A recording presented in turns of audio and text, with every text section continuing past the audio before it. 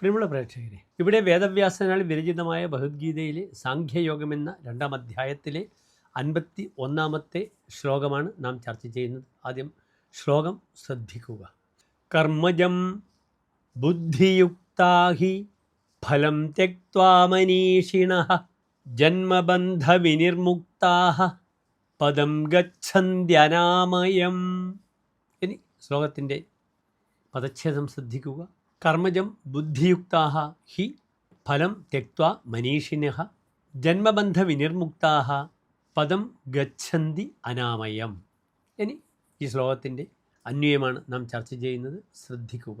He മനീഷിണഃ ബുദ്ധിയുക്താഃ കർമ്മജം ഫലം ത്യക്ത്വാ ജന്മബന്ധവിനിർമുക്താഃ അനാമയം പദം ഗച്ഛന്തി. ഇനി പ്രസ്തുത ശ്ലോകത്തിൻ്റെ സാരാംശമാണ് നാം ചർച്ച ചെയ്യുന്നത്. നിങ്ങൾ ശ്രദ്ധിക്കൂ. ഇവിടെ ഭഗവാൻ കൃഷ്ണൻ അർജുനനോട് ഉപദേശിക്കുന്ന ശ്ലോകം തന്നെയാകുന്നു ഈ ശ്ലോകവും.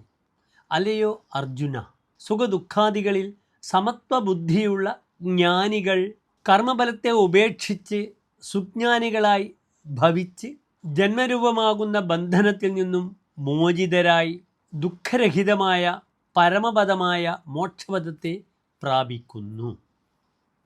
നമസ്തേ.